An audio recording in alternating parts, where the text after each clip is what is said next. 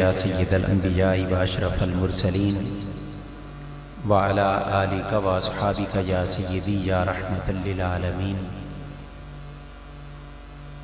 अम्मा बादु फ़अऊज़ु बिल्लाहि मिनश शैतानिर रजीम। बिस्मिल्लाहिर रहमानिर रहीम। इन औलियाउहु इल्लल मुत्तक़ून। सदक़ल्लाहु मौलानल अज़ीम। हुसूल बरकत के लिए बारगाहे सरवर कौनैन में मोहब्बत के साथ दरूद व सलाम का नजराना पेश करने की सआदत हासिल कर लें।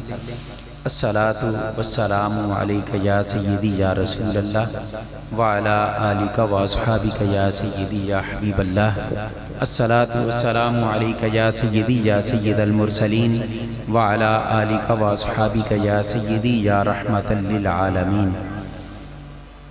बरादरान इस्लाम, निहायती काबिल तकरीम व ताज़ीम भाइयों, दोस्तों, काबिल कदर बुज़ुर्गों, मुअज़्ज़ज़ उलमाए किराम और अवाम अहले सुन्नत, बिलखुसूस पीर तरीक़त हज़रत अल्लामा साहबज़ादा हाफिज़ सूफ़ी नसीर अहमद साहब अशरफ़ी सीदा मजदहू, आज उर्से मुबारक की तकरीब सईद है। क़ुदवतुल औलिया सुल्तानुत तारिकीन और तारिकुस सल्तनत हज़रत अश-शाह अस-सय्यद मोहम्मद अशरफ जहांगीर समनानी नव्वरल्लाहु ताला मरक़दहू के उर्से मुबारक की मुबारक और रूहानी तकरीब है। काफ़ी देर से आप अहबाब भी इंतज़ार कर रहे हैं और तशरीफ़ फरमा हैं। अभी चंद लम्हों के बाद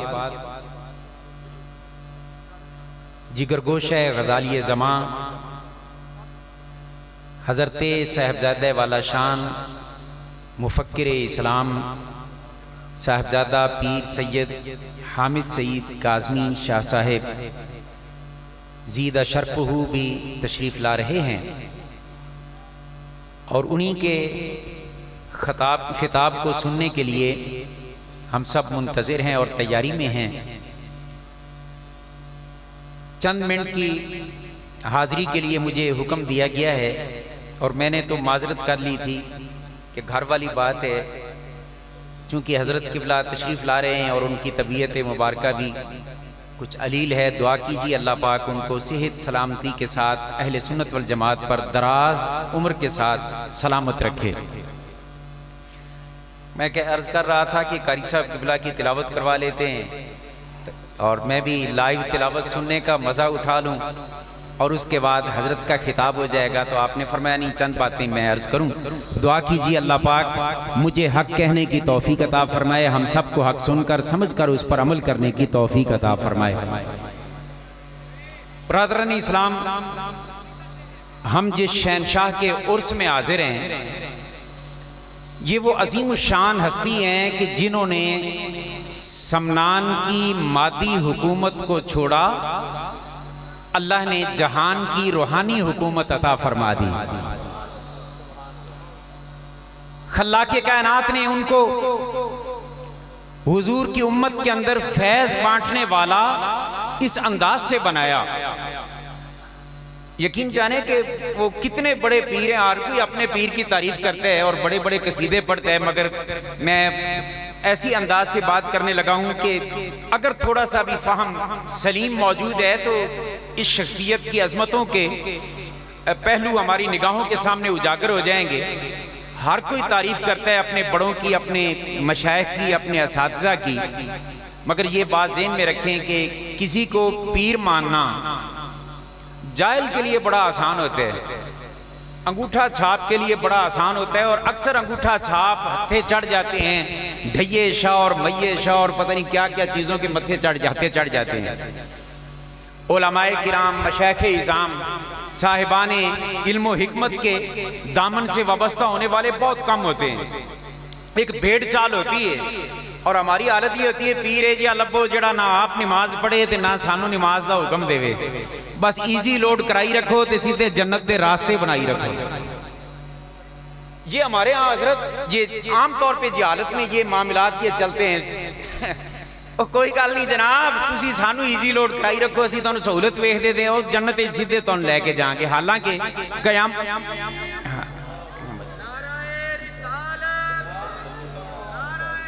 नहीं वो फरमा रहे थे 15 मिनट तक।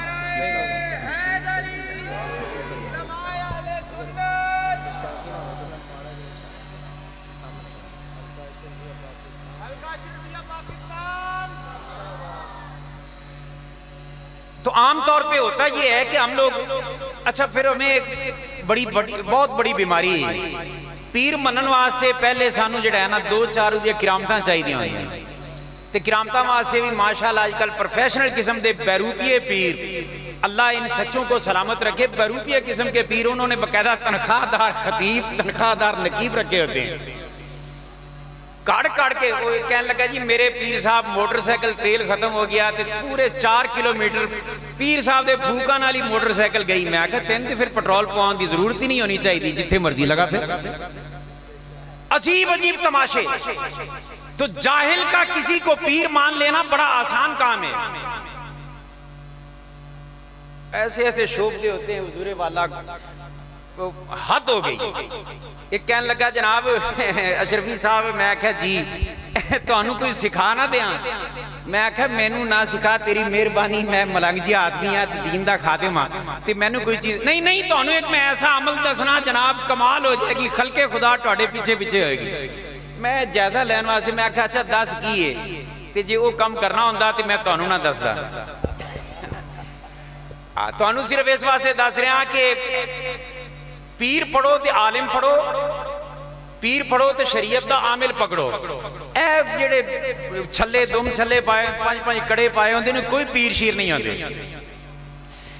अच्छा मुझे कहने लगा ये देखो जी मैं तो ये काम करना कि 9 ने एक दिखाया नाखन, बहुत बड़ा नाखन था। मुझे कहने लगा मैं इसमें जो है ना स्क्रीन भर लेता हूँ। बीबी आदि है जिले कोई बाबा जी दुआ करो कोई अल्लाह खैर करे। मैं थले मिट्टी से बैठा आराम नाल मिट्टी चुंडी भरना, उन्होंने देना, उन्होंने कहना पुत्ती ये खा ले, जे मिट्टी लगे ना तो फिर तेरी मिट्टी मुराद वो तेन मिल जाएगी। वो स्क्रीन पहले लाई होती है जनाब। और ये बात ज़हन में रखें कि जहालत के अंदर ऐसी पीरी मुरीदी बड़ी फबदी, जेड़ी बीबी का काम हो गया उन्होंने पूरे महल्ले शोर पाना है, मेरा फलां जगह तो काम हो गया, जिदा नहीं होया ना उन्हें भोग भी नहीं कतना कि मैं किसी को गई थी। तो अर्ज ये कर रहा हूं कि जहालत के अंधेरों और तारीकियों के अंदर रहने वालों, तुम्हें क्या पता कि सैयदना अशरफ जहांगीर समनानी का मुकाम क्या है और इस सिलसिला आलिया अशरफिया का मुकाम क्या है, हमें क्या खबर। मैं अंदाजा दिलवाने के लिए ये बात कर रहा हूं कि किसी जाहिल का, किसी आम सादा शख्स का किसी को वली मान लेना आसान काम है, मगर किसी मौलवी दा, किसी आलिम दा किसी ने पीर मानना बड़ा औखा काम है। आलिम ने 1000 तरह तलाश करना होता है। आए दा बहना उठना तो ठीक है, नमाज का तरीका ठीक है, मगर कुर्बान जाएं जिस साहिब उर्स के उर्से मुकद्दस की इस तकरीब में आप हाजिर हैं, इसके पूरे सिलसिला आलिया अशरफिया में ये इम्तियाज है। छोटे छोटे उलमा नहीं, मैं अब नाम लेना शुरू कर दूं तो आप हैरान रह जाएंगे, जिन्हें दुनिया इमाम अहमद रजा कहती है वो भी इसी आस्थाना फैज का लंगर खाने वाला है। हाँ, हमारे नाना जान हजरत फकी आजम रहमतुल्लाह ताला अलैह, हुजूर गजाली ज़मा जैसी शख्सियत इस अशरफी फैज को बरकत के लिए हासिल करते थे। बल्कि आला हजरत अजीमुल बरकत के बारे में मुझे एक बात याद आई। हुजूर सैयदी अशरफी मियाँ रहमतुल्लाह ताला अलैह इसी सिलसिला के मुजद्दिद, वो जब वाज करते थे, खिताब फरमाते थे ना, तो वक्त का इमाम, अभी इमाम अहमद रजा रहमतुल्लाह ताला अलैह की शख्सियत पर साहबजादा पीर सैयद ज़हीर शाह साहब गुफ्तगू फरमा रहे थे। हमें ये भी पता नहीं कि आला हजरत क्या शय है। हमने आज तक ये समझाया गया है कि आला हजरत वो हैं जिन्होंने लिखा है चमक तो इसे पाते हैं सब पाने वाले, मेरा दिल भी चमका दे चमकाने वाले। आला हजरत सिर्फ शायर नहीं है। आला हजरत का पूछना हो तो कद काठ वालों से पूछो। बहुत बड़ा साइंसदान, साइंस के अंदर जिसका एक मुकाम है, नाम है। डॉक्टर अब्दुल कदीर खान से पूछो कि इमाम अहमद रजा क्या है, वो बोल उठता है कि वक्त के सबसे बड़े साइंसदान का नाम इमाम अहमद रजा है। जिसने जिस तरफ से भी देखा इमाम अहमद रजा को इस अंदाज से देखा, कौसर नियाजी जैसा शख्स मैंने अपने कानों से सुना है। वो कहता जब हम पढ़ते थे तो हमारे असातिज़ा में यही समझाते थे जी अहमद रजा बस वो एक मौलवी था, अहमद रजा वो बस ऐसे ही था। वो हमें ये पढ़ाते थे, हमारे ज़हनों में डालते थे। कहने लगा वो दूसरे मकतबा फिक्र का पढ़ा लिखा बंदा था। उसने कहा जब मैंने पढ़ के मैंने सोचा एक दिन कि देखूं तो सही इमाम अहमद रजा वो हैं क्या कि हर कोई उनका नारे लगाते हैं। वो कहने लगे मैंने फतावा रज़विया शरीफ को पढ़ना शुरू किया। उसने ये अलहमरा हाल के अंदर मैंने अपने कानों से सुना, फ़कीह आज़म कॉन्फ्रेंस पे उसने बात की। उसने कहा कि जब मैंने फतावा रज़विया शरीफ के चंद औराक ही अभी पढ़े थे ना, तो मैं अपने आप को इल्म का बड़ा फन्ने खां समझता था कि मैं इल्म का समंदर बन चुका हूँ। मगर कहने लगा कि जब फतावा रज़विया शरीफ इब्तदाई चंद सफ़े पढ़े तो मुझे पता ये चला कि मैं तो अभी इल्म के समंदर के किनारे पर हूँ और समंदर की गहराइयों में जाकर मुस्तफा के दीन और इल्म के मोती चुन के लाने वाला इमाम अहमद रजा है। वो अजीम शख्सियत जिसको रब्बे दो जहां ने फितनों की सरकोबी के लिए कहीं जिहालत के फितने, कहीं जाहिल पीरों के फितने, कहीं राफजियत के फितने, कहीं खारजियत के फितने, कहीं नए नए अंग्रेज की तनख्वाहदार मौलवियों ने दीन के अंदर नकब लगाए। गुस्ताखाने सहाबा, गुस्ताखाने औलिया, गुस्ताखाने अहले बैत और गुस्ताखाने रसूल की हौसला अफजाई की जा रही थी। उस दौर में इमाम अहमद रजा को रब ने मुस्तफ़ा की रजा बना के भेजा और अकेला इमाम अहमद रजा चौमुखी लड़ाई लड़ते लड़ते हालत ये हो गई कि आज शर्क व गर्ब में इमाम अहमद रजा के नाम लेने वाले मौजूद हैं। वो इमाम अहमद रजा में मुख्तसर सा तारुफ सिर्फ इसलिए करवाया ताकि उनकी हस्ती का अंदाजा हो। तो जब हजरत सैयद अशरफी मियाँ आला हजरत आप खिताब के लिए बैठते और आप खिताब शुरू करते, इमाम अहमद रजा रहमतुल्लाह ताला अलैह, जिन्हें लोग आला हजरत भी कहते हैं, इमाम इल्म फन भी कहते हैं, और वाक़अतन वो हर फन में जदे तूला रखते थे, हर इल्म में, और उन्होंने जो भी काम किया, तकरीरी किया, तहरीरी किया, बड़े से बड़े उलमा और बड़े से बड़े मशाइख उनकी अजमतों को सलाम करते रहे और खुद भी तहदीसे नेमत के तौर पर कहते नजर आते हैं कि मुल्के सुखन की शाही तुमको रजा मुसल्लम, जिस समत आ गए हो सिक्के बैठा दिए। इतनी बड़ी शख्सियत जब सैयदना अशरफी मियाँ खिताब करते तो बैठे बैठे नहीं सुनते थे, स्टेज पर खड़े हो जाते और हाथ बांध के इस तरह खड़े हो जाते। और जब तक हजरत अशरफी मियाँ का खिताब जारी रहता, इमाम अहमद रजा खड़े होकर खिताब सुनते। किसी ने पूछा कि हजरत आपके इल्म का लोहा मना जा रहा है और हर तरफ आपके इल्म की धुमें मची हैं, मगर अजीब बात हम देखते हैं कि बड़े से बड़ा आलिम, बड़े से बड़ा खतीब तकरीर करे तो आप बैठे रहते हैं। और अशरफी मियाँ जब खिताब करते हैं तो वो क्या चीज़ है जो आपको खड़ा करने पर मजबूर कर देती है, और आप हाथ बांध के खड़े हो जाते हैं, आंखों में आंसू होते हैं, और जब तक खिताब जारी रहता है आप खड़े रहते हैं। इमाम अहमद रजा ने फरमाया कि तुम्हारी आंखों पे पर्दे हैं, अगर पर्दे हट जाते तो शायद जो मैं देखता हूं वो तुम भी देख लेते।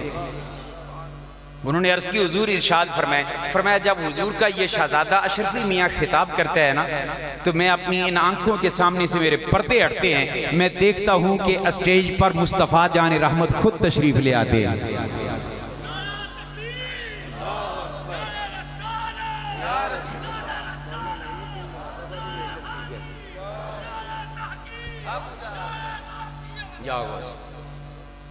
फरमाया कि हुजूर तशरीफ ले आते हैं और मैं देखता हूं अशरफी मियाँ के सर पे उनके हाथों का साया होता है। तो ये कैसे हो सकता है कि हुजूर आए और अहमद रजा देखकर बैठा रहे? ये वो इमाम अहमद रजा हैं जो मरते वक्त नज़ा में वसीयत लिखवाते हैं। तो ये लिखवाते हैं कि लोगों मेरी कब्र जब खोदो इस अंदाज से खोदना, मेरे कद को माप के इतना गहरा खोदना कि उसमें अहमद रजा खड़ा हो सके। किसी ने अर्ज की हदीस बठान का जिक्र है, खड़ा होने की ये बात क्या कर दी? इमाम अहमद रजा ने कहा मैंने ये भी तो हदीस पढ़ी है और आपने भी पढ़ी है कि कब्र में जब जाएंगे हुजूर तशरीफ लाएंगे, तो ये कैसे हो सकता है कि आका तशरीफ लाएं और अहमद रजा लेटे लेटे या बैठकर उनका इस्तकबाल करें? मैं तो खड़ा होकर उनका इस्तकबाल करूंगा। और मुझे यूं लगता है कि जब कब्र इमाम अहमद रजा में आका तशरीफ लाए होंगे, इमाम अहमद रजा खड़े होकर, फरिश्तों ने पूछा होगा मर रब्बुक मा दीनुक मा कुंता फी हाज़िर रजुल, जब ये सवाल किए होंगे ना, और बुखारी के मुताबिक तो एक ही सवाल है, मैं एक सवाल का कायल हूं कि हुजूर के बारे में क्या कहते हो, तो वहां पे मेरा ख्याल है मेरे इमाम ने तो हिदायत के बख्शिश शरीफ सुनाना शुरू कर दी होगी। सरवर कहूं के मालिक हो, मौला कहूं तुझे, बागे खलील का गुले ज़ेबा कहूं तुझे, तेरे तो वस्फ ऐबे तनाही से हैं बरी, हैरान हूं मेरे शाह में क्या क्या कहूं तुझे, लेकिन रिजा ने खत्म सुखन इस पे कर दिया, खालिक का बंदा खल्क का मौला कहूं तुझे। तो मैं अर्ज कर रहा हूं वो इमाम अहमद रजा खड़े होकर खिताब जिस शख्सियत का सुनते थे, वो यही सिलसिला अशरफिया की अजीम मुजद्दिद थे। इस सिलसिला आलिया की अजमतों और शानों का आज के इस अंधेर नगरी में कैसे अंदाजा में हो पाए, जिस प्यारे सिलसिला से बरकत और फैज लेने के लिए उलमा लाइनों में लगे होते थे। सदरुल फाजिल हजरत सैयदी नईमुद्दीन मुरादाबादी सैयदुल मुफस्सिरीन, वो भी अशरफी फैज झोली में लेते हैं और उस पर फख्र करते हैं। आला हज़रत अज़ीमुल बरकत हजरत सैयदना दीदार अली शाह साहब सैयद साहब किबला, ये सारे इल्मी खानवादे जहां लाइन में खड़े होकर फैज हासिल करते थे, उस सिलसिला का नाम सिलसिला आलिया अशरफिया है। और उसके बानी और उसके रहबर का आज उर्स है हुजूर सैयदना अशरफ जहांगीर समनानी रहमतुल्लाह ताला अलैह का। उनकी किरामात, उनकी अजमतों के हवाले से बहुत कुछ बयान हो सकता है, मगर मैं सिर्फ इस पहलू की तरफ आता हूं कि वो इतने बड़े शेख, मगर साथ साथ वो शेख तरीकत नहीं, शेख शरीयत भी हैं। नाना का दीन पढ़ पढ़ा के सारी जिंदगी गुजारी। लताइफ अशरफ का मुताला करें हजरत, रोंगटे खड़े हो जाते हैं। कमाल का आलिम, कमाल का मुज्तहिद और कमाल का मुर्शिद। ऐसे ही तो नहीं कि बर्रे सगीर के अंदर जहां हुक्म मिला डेरा लगाने का, उस कचोचा में डेरा लगाया और पूरी दुनिया में फैज बट रहा है आज भी अशरफियत का। इन अल्लाह वालों के उर्से मुबारक की तकारीब के अंदर इस वक्त जिस पैगाम को आप अहबाब तक पहुंचाने की जरूरत है, अब उस पर मैं मुख्तसर लफ्जों में बात करके खत्म करता हूं कि पैगाम ये नोट कर लें। आजकल तमाशा बना रखा है, गैरों ने तो बनाए हुए थे, अपनों ने बना रखा है वो खता के हवाले से, और आप सुनते रहते होंगे। अब अवाम बेचारी को क्या पता कि खता क्या होती है और इज्तिहादी खता क्या होती है, और ये होनी किसी से हो सकती है नहीं हो सकती वगैरह वगैरह। सारी बातों को छोड़ो, इन अल्लाह वालों का पैगाम नोट करो कि हुजूर के सहाबा भी अजमत वाले, हुजूर की अहले बैत भी अजमत वाली। हुजूर के कुल हमें ये कायदा बना लें, अगर इस बात पे इसी तरह उलझना है तो कायदा बना लें कि किसी भी अल्लाह वाले, किसी भी बुजुर्ग की खता को खता ही ना कहें, बस फिर ठीक है, सीधी तरह बात करें।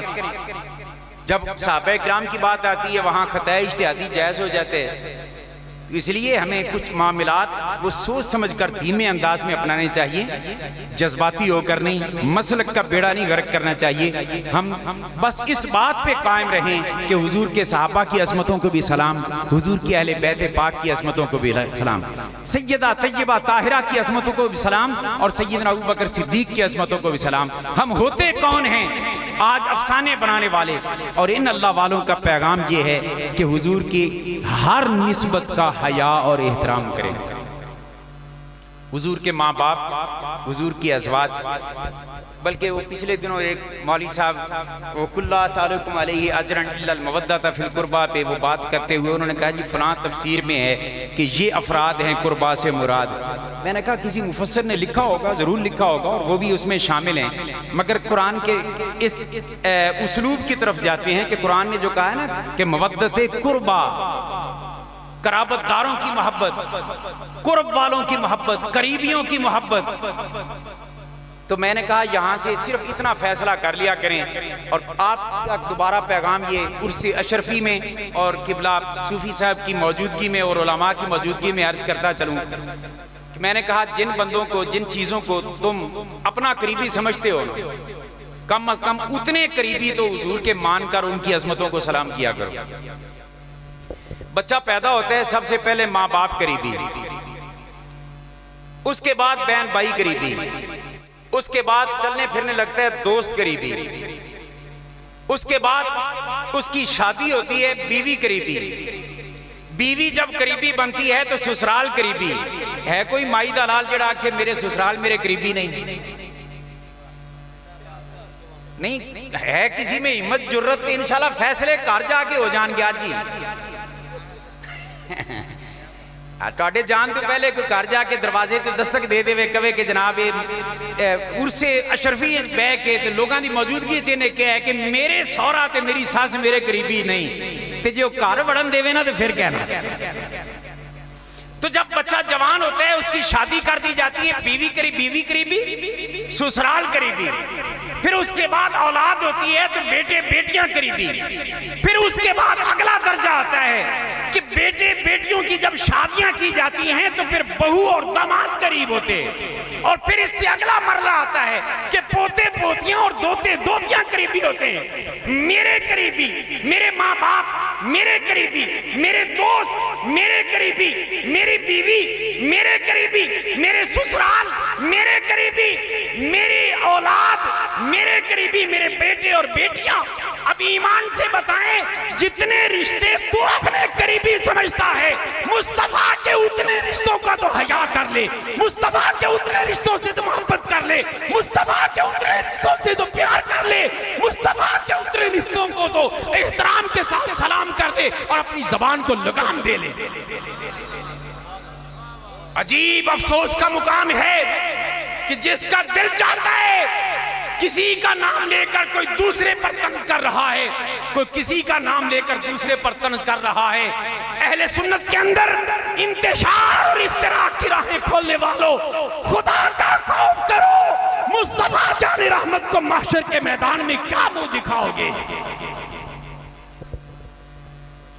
आज मुझे वो वक्त याद आ रहा है, एक वक्त हुआ करता था कि कम अज कम जब इख्तिलाफ होते थे तो किसी को बड़ा मान लेते थे और वो इख्तिलाफ दूर करा देते थे। एक वक्त JUP के टुकड़े हुए थे, साहबजादा फैजुल हसन साहब आलू महार शरीफ वाले अलग धड़ा, मुख्तलिफ धड़े जब बन गए, अहले सुन्नत के अंदर ये इंतशार की फिजा देखी। दर्दमंद उलमा ने क्या किया, कचोछा मुकद्दसा की तरफ नजर की। चूंकि उलमा के पीर है ना हजरते अशरफुल मशाइख सरकारे कलाम हजरत सैयदना मोहम्मद मुख्तार अशरफ अल अशरफी अल जिलानी सैयदी व मुर्शिदी, आप तशरीफ लाए, पाकिस्तानी में दावत दी गई। आपने दोनों धड़ों को बुला लिया और बुला के कमरे में बैठाया और इस सलीके और प्यार के साथ वहां से उठे कि बाहर गए, हाथों में हाथ डाल के अहले सुन्नत वल जमात के इत्तेहाद का ऐलान हो चुका था। मगर ये तो कोई बड़ा समझे तो फिर है ना, जब सारे ही बड़े बन जाएं तो फिर अल्लाह ही माफ़ फरमाए। दुआ कीजिए इस उर्से मुकद्दस की तकरीब में, अल्लाह पाक कबूल फरमा ले हम गुनाहगारों की दुआ, और हजरत भी दुआ फरमाएं और उलमा दुआ फरमाया करें। रोना आता है इस वक्त की हालत को देखकर। गैर थोड़े थे अहले सुन्नत को नुकसान पहुंचाने के लिए, क्या अपने भी इस तरह की डरानेदार रहे? खुदा के लिए अल्लाह और उसके रसूल की रजा के लिए इख्तिलाफात को अब मजीद इंतशार की राहों की तरफ ना ले जाओ, क्लोज करने की कोशिश करो। और यही सूफिया का पैगाम है। सूफिया तोड़ने वाले नहीं होते, जोड़ने वाले होते हैं। आखिरी बात और गुफ्तगू खत्म। हजरत ख्वाजा गुलाम फरीद कोट मिठन वाली सरकार की बारगाह में किसी ने गुलाम आया, मुरीद आया, और मुरीद की एक अकीदत होती है शेख के साथ, वो कैंचियाँ बड़ी अच्छी बनाता था, मशहूर थी उसकी कैंचियाँ। वो लेकर उनकी खिदमत में आया, हुजूर ये कैंची पेश करता हूँ साफ चेहरे लब तराशने के लिए और दाढ़ी शरीफ को, लहजा शरीफ को दुरुस्त करने के लिए। वो अर्ज पेश कर दी होगी कि ज़रूरत रहती है। जब कैंची पेश की, हज़रत कोट मिठन के सरकार उनके बारे में आता है कि आप मुस्कुरा पड़े, फरमाने लगे बेलिया मुझे अब सराकी नहीं आती, वगरना मैं सराकी में बात करता। तो वो फरमाने लगे बेलिया इस तरह करो कि ये कैंची ले जाओ और अगर हो सके तो मुझे सुई ला के देना। वो अर्ज करने लगा हुजूर इसमें क्या हिकमत है? फरमाया हमारा काम तोड़ना और काटना नहीं है, हमारा काम सीना परोना और इकट्ठा करना है। तो अल्लाह करे इस उर्से पाक की बरकत से अल्लाह पाक अहले सुन्नत वल जमात को भी इत्तेहाद, इत्तेफाक और मोहब्बतों की दौलत नसीब करे और बिछड़े हुए साथी एक दूसरे के साथ इस तरह मिल जाएं कि कुरान ने जो हुजूर के गुलामों की शान बयान की, रुहमा बैनहुम, फिर से वही आ जाए, सूरत हाल हमारे अंदर पैदा हो जाए। अल्लाह के कायनात हम सबको अमल की तौफीक अता फरमाए। बारे दिगर मैं आपका भी ममनून हूँ, हज़रत का भी ममनून हूँ कि आपने हुक्म दिया और उनके हुक्म की तामील में सिर्फ चंद कलिमात में टूटे फूटे बेरब्त से अर्ज़ किए, कुछ दर्द दिल भी आपके सामने मैंने पेश करने की कोशिश की है। अल्लाह करे इस दर्द का सामा पैदा हो जाए। वमा अलैना इल्लल बलाग।